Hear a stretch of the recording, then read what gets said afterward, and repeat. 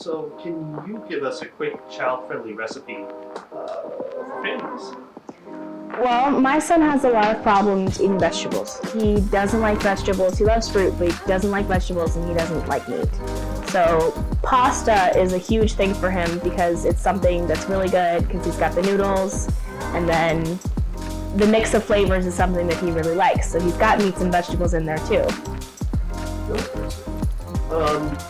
How do you pivot if your child doesn't like certain foods? You kind of adapt with it. So I do the rule of he tries it, and then I'll have him try it 3 times before, 3 separate times, like 3 different days.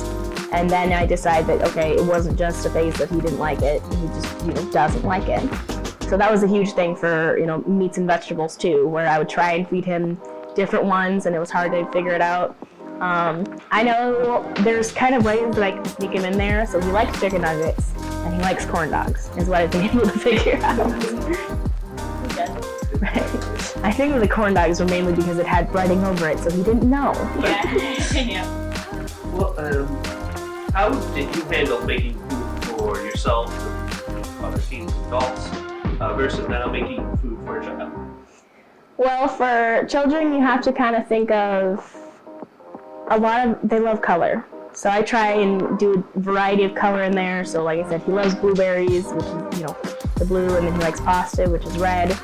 For me, I just knew that I liked this food, so I ate it. For them, you gotta think of different ways to get them to eat it that seem fun. So whether or not it's a finger food or not, I gave him a fork and spoon because he likes, feeling that power to where he can stab something and eat it.